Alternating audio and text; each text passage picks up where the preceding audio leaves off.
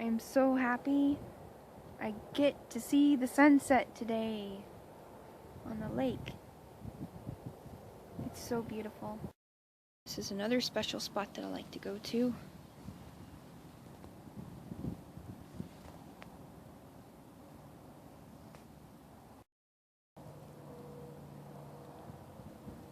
Jesus, it's so beautiful.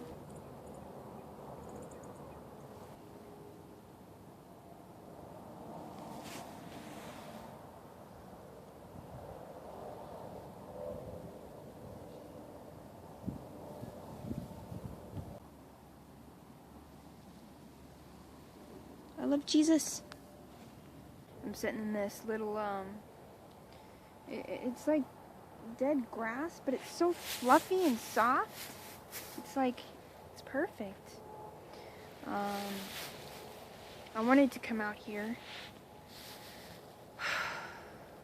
to a place where I could just sit here with the Lord and really reflect on the things that He's taught me.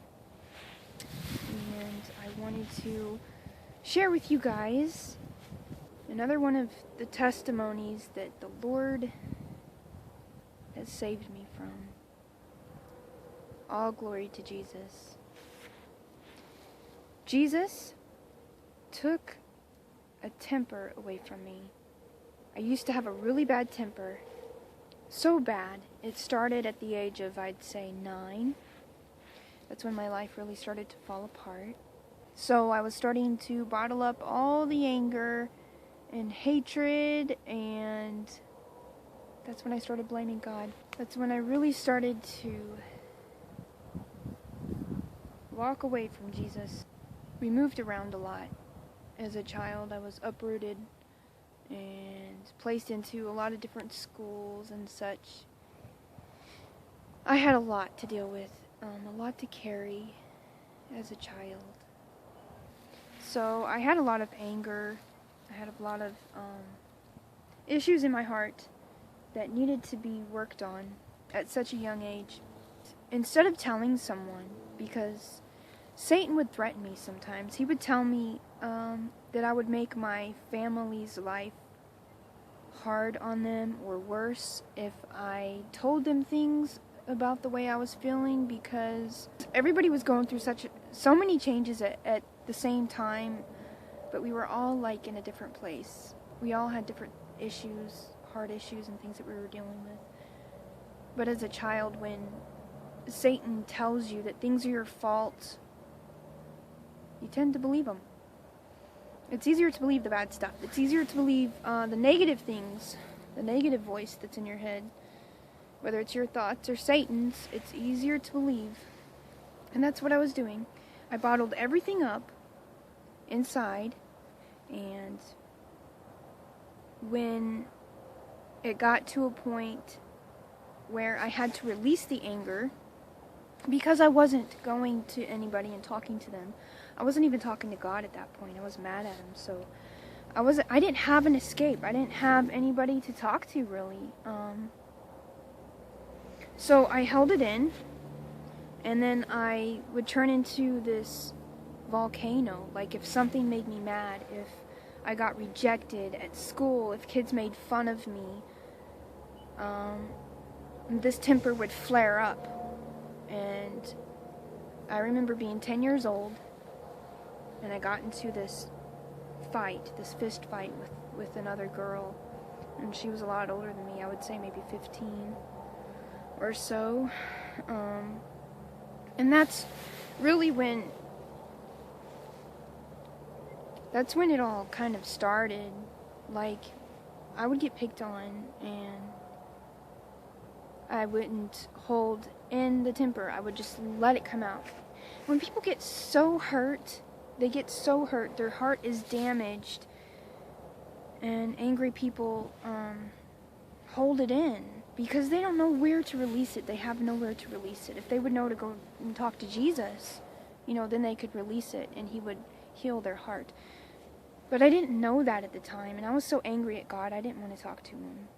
But I remember even around this time, I did talk to him a little bit. It just seemed like when I tried to reach out to God, there were children who would pick on me, and I know it was Satan that was telling them to do these things to me, because it's you always pick on the new kid. I mean, the new kid either, gets really liked or they get picked on. And I was quiet and shy and meek, and I didn't have much to say, so people made fun of me because I wasn't the bubbly, outgoing, haughty spirit that everybody else was. I just kept to myself and wanted to talk to real people. Real kids with real hard issues, and wanted to talk. But it was hard to find anyone to share that stuff with. So I would let this temper build up inside of me. And it would come out in fights. I got into so many fights. We had to switch schools. And I wasn't the one starting the fights. Not to give me an excuse, but I wasn't the person that would just go and randomly pick on somebody. I was actually someone who was sticking up for people. I remember sticking up for my sister a lot. I stuck up for my friends, the quiet people, the people that were less popular, but they were real. That's the thing, they were real. They were just as broken and sad and neglected and rejected as I was. So we had real issues, real things to talk about at that age. We had real things to talk about. But I remember getting in these fights, and that's when it started. I was 10 years old when I got really, really angry at what this girl had done. She punched me in the face, and I remember getting off my bike, and after that, to go at her. And I remember after that, my adrenaline was so high, and I was so mad. I felt so numb. I couldn't even really understand what I was doing. I knew that I wanted to lash out at this person and do everything that I could to try and get the pain out. But during that time, Satan is right there influencing the person to get mad. And I'm not blaming Satan, because we have a choice. Like I always say that in my videos, because it's true, we have a choice. So we can't give Satan all the credit. We have to take credit for our sin. We have to take responsibility for our sin. So I remember getting angry, and I just started hitting her and punching her. And we were on the sidewalk rolling around, and I don't even remember how it ended. I think one of my parents had to drag me off of her or separate us in some way. But then afterwards, I remember running inside because I was so angry. I ripped off the door, the screen door on the hinges, and I remember it was the kind of door that had the glass in it, so it wasn't just the screen. But I was so mad that to open it, I ripped it off. And I got in trouble, and I remember thinking, how did I have the strength to do that? And then I went to my room, and I was looking at my hands, and I remember they were pretty blue and swollen. And that's just kind of when it started for me. I was 10, and ever since then, I would get in these episodes where I would get so angry, and it's not like I would do it publicly, though. I was ashamed of my own temper. So if something made me mad, sometimes I would go home, and this is terrible, you guys, but this is what happens to an angry heart, to a neglected heart, to a rejected heart, to a saddened heart, to a heart that doesn't have Jesus. They just bottle all this stuff up. I would go to my room, and I would put holes in the walls. I would just have these temper tantrums and kick things and just get so angry and scream, and I would hit my head. I would rock, and I would just hit my head against the wall. I would just continue to hit myself. And this went on for a long time, from the age of 9 till I was about in my early 20s. But I still could have had a temper in my late 20s. I'm 33 now, so I definitely had my breaking point to where something could set me off, and I would get so numb, and I'd throw something across the room, or I would just destroy my own things. It was very tormenting in my mind. All the demons telling me, they were feeding off of it. They were feeding off of my temper, my rage. Jesus says, get angry and sin not. And when you become born again, you learn self-control pretty quickly. That's one of the first things Jesus took out of me was, you just learn self-control. You learn to go to Him when you get angry.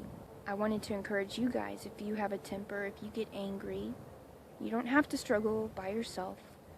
My advice is go to a room alone and just pour it all out to God. Even if you're yelling, He's going to listen to you, because that's what He did with me. I would get so angry and I would just yell, and I would tell Him how I feel, and I would cry, and I'd cry, and I'd cry, and then I would feel the peace of God just come over me, because I was asking Him, I was begging Him to help me, and that's what I did. And over time, it gets easier and easier to have self-control, to not throw a temper, to not say things you shouldn't.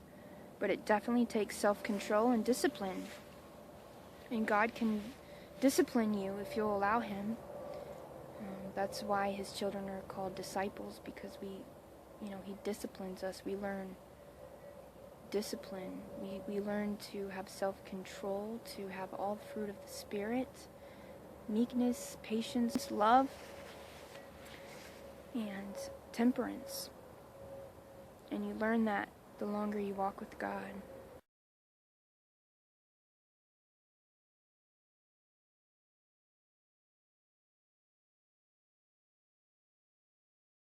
Your whole mindset changes, but the storm that is raging inside starts to calm down. Jesus gets in the heart and He calms the storm down.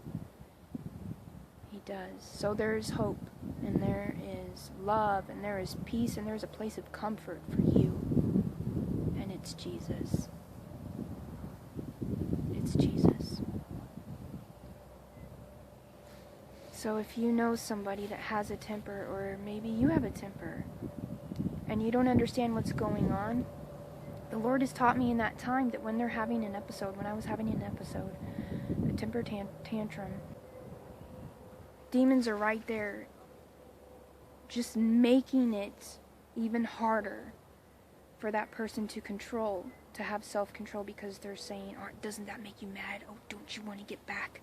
Oh, yeah, let's get back. I mean, they do that. They influence a person to try and get them to get in a deeper hole than what they were in, and that's what happened with me. And then you start to feel this numbness and this adrenaline, and you're like, ah, and you could just punch something, even a brick wall, and not even feel anything till after, till you've calmed down, and look at your hands, and they could be all cracked up and bleeding and bruised and swollen. That's happened to me. And there was even a time when I lost my temper and I kicked a tree, and I'm suffering now for it because my toe's still broken. I was throwing a fit over something that really hurt me. I felt rejected, and I went outside, and I had been drinking, and I kicked a tree. And let me tell you, it really got me down on the ground pretty quick. And I was crying and holding my toe, and felt like so ashamed for doing that. And Satan, he definitely wants us to self-destruct. He will try and get us to appear crazy too. I remember I had some episodes when I was like 14 or 15, and at the time it was my now husband. I was in his truck. This is before we were married, and I don't remember what happened. Maybe it was an argument between me and somebody in my family, and we went to leave, and I was so mad. I just started kicking, and I don't even remember. It's like in those moments, a person doesn't necessarily remember what they're doing. They don't understand the harm and destruction they can cause themselves and those around them. And I'm not saying that to excuse anybody. I'm just telling you that that's what's going on. When someone is willfully sinning like that, when they give in and they start, being destructive and, violent, then Satan has all the more power and all the more permission to empower that person, to influence them in that time, and they can have a supernatural strength that they didn't have before. Whether it's a child or a grown adult, it doesn't matter. It's happened. It's happened to me. I've had supernatural strength in those moments. I don't even know what I'm doing, and I just destroyed stuff. But I just want to encourage you to, whenever you get angry, because we're human, guys, we're going to get angry. So don't listen to the teaching that says, well, you're not ever going to get angry once you're, born again, you'll never get angry. That's a lie. Even God gets angry. He has a righteous anger. So when you get angry, get alone with Jesus. Go to your room. Talk to him. Scream into a pillow if you have to, if it makes you feel better.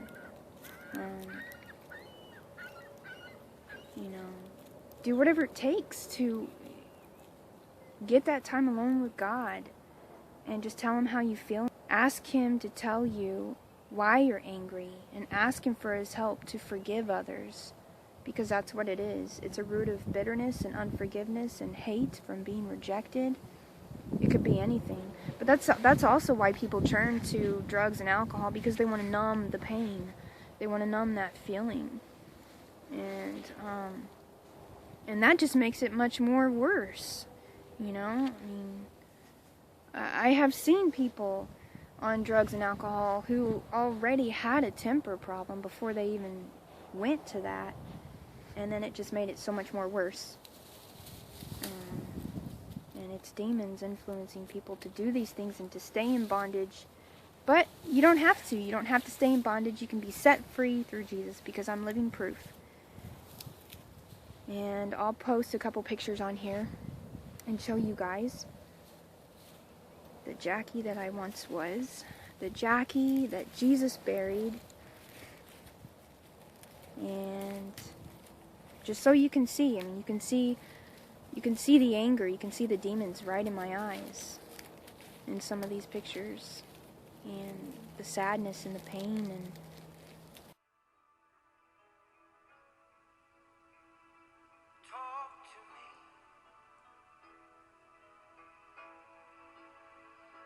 talk to me. I'm waiting in the morning. I wait throughout the day. How sweet it is for me to hear all the things you have to say. How lovely is the music of your heart.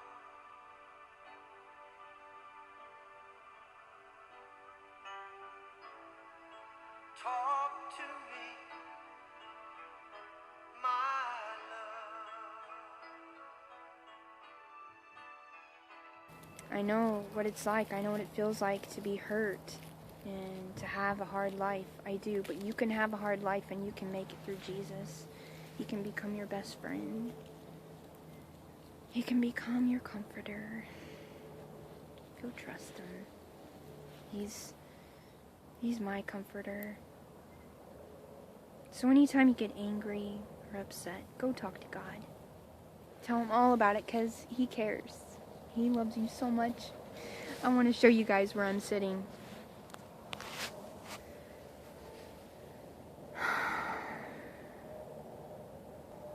I just love watching the sunset.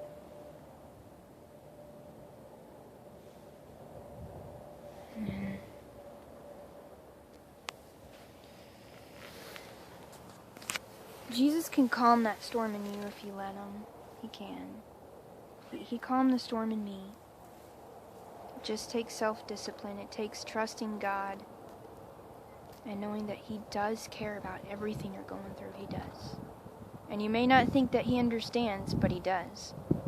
Even if you're a woman and you think, well, but God doesn't understand the things I go through. Yes, He does. He's been with you the whole time. He created you. He knows. He knows everything that you go through, and He cares. He became flesh. He became the curse. He became a curse to come to our level, to experience the things that we experience, the trials, the tribulations, the temptations. But Jesus did it. He walked in this wicked flesh, and He put it to death. And we can do the same, guys, if we just trust Him. So I just wanted to tell you guys to have compassion and mercy on somebody if you're dealing with a very angry person. You don't have to call them angry and crabby. They already know. They already know they're angry. They already know. It just makes it worse. And they're not just in a bad mood. People have issues. They have real hard issues. And if you know an angry person, it's because there's pain that they've got in their heart that they need to deal with, that they need to sit alone with Jesus and let Him counsel them back to life. So if you know somebody that has a temper, just from experience, guys, have compassion and mercy on that person and encourage them to talk to God, and just let them know that you'll be there to listen.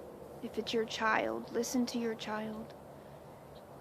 And don't force them to hug you when they don't want to be held in that time. They need that time to cool down and to cool off. And the last thing they need is a forceful hug from a parent.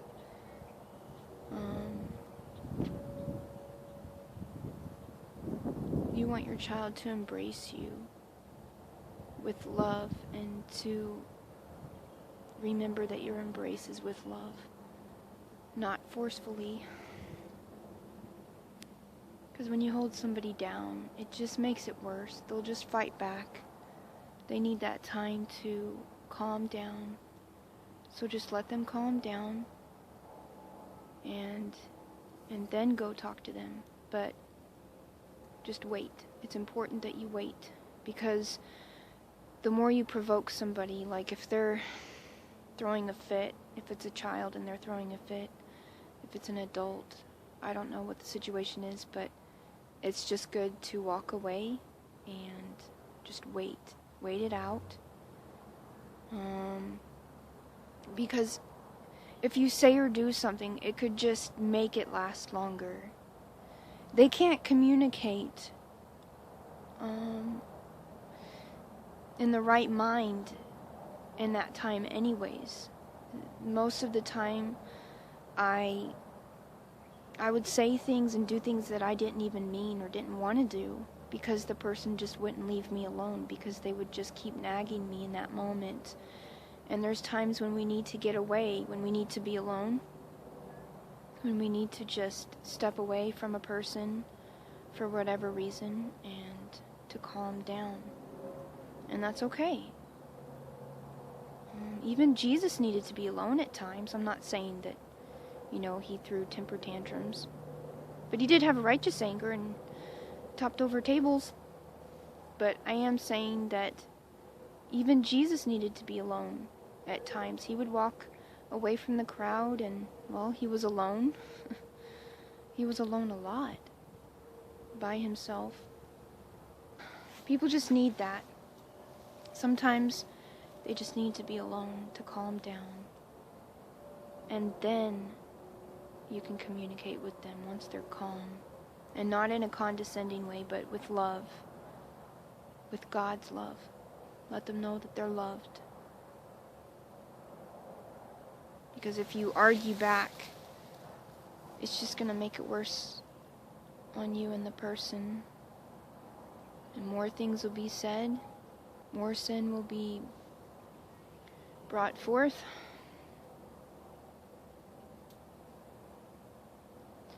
More sin will be reaped. And what you reap, you sow. That's why it's so important to watch what you say. Because words hurt. They get planted, they're seeds that get planted into people.